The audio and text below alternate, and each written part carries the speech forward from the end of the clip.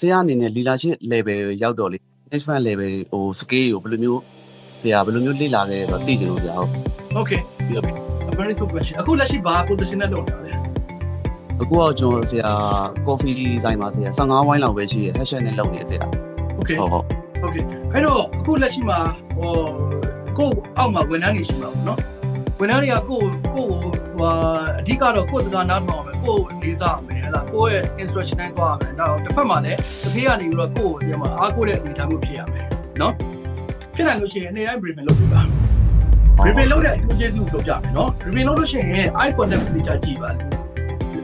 လေဘယ် briefing မှာပြောရတဲ့ kitchen မှာပြောတာတူအဲ့လုံးဝကြောက်ပါအဲ့တော့ briefing လုပ်မယ်ဆိုလို့ရှိရင်လူတွေက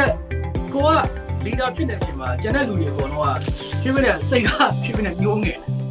တော့ကိုတို့ကနေပါကြည့်ဒါကဒီသဘောပဲဘယ်နေရာမှာသွားလို့ရှိရင်အဲ့တော့ကိုက briefing လုပ်ပြီးတော့ပြောကြရှိတဲ့အခါမှာအဲ့မှာပြောလုံးဝမစူပါနဲ့မငေါ့ပါနဲ့မိတယ်မှာလူအယိုသိတာနဲ့အဲ့တော့တရားရုံးကိုတင်ချတဲ့မှာအားလုံးနဲ့သက်ဆိုင်တဲ့အခါမှာအားလုံးနဲ့သက်ဆိုင်တဲ့ message ကိုပြောကြည့်တယ် briefing မှာပြော personal message ကိုတရားကိုရုပ်စုမယ်ဆိုရင်တီးတန့်ခေါ်ပြီးတော့မင်းဟိုငါဟိုမှာမပြောချင်ဘူးငါအခုဒီမှာပြောပြမယ်ဒါလို့မလုပ်သင့်ဘူးဆိုတဲ့ပြောအဲ့ကြောင့်ချင်းလူတွေကချစ်ခင်လေးစားမှုကကိုယ့်ဘောကိုရောက်လာတယ်လူတွေကအားကိုးမှုကကိုယ့်ဘောကိုရောက်လာတယ် right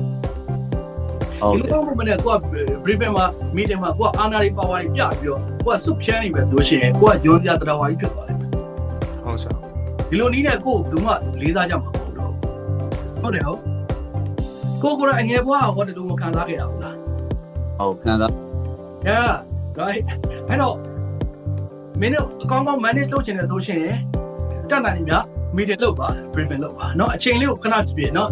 knowledge sharing လုပ်ပါသူတို့ဆီကနေ information တွေယူပါသူတို့ဘာတွေခက်ခဲရှိတယ်သိအောင်လုပ်ပါကိုကအမြဲတမ်း meeting လုပ်ပြီး briefing လုပ်နေတော့မှဘာပြောတဲ့မှာသူတို့ရဲ့အခက်ခဲတွေကိုကအမြဲတမ်းသိနေပါသိနေတော့မှသူတို့ကိုကဘယ်လိုအကူအညီပေးဖို့ရမယ်ဆိုတာကိုလုပ်လို့ရပါလိမ့်เนาะ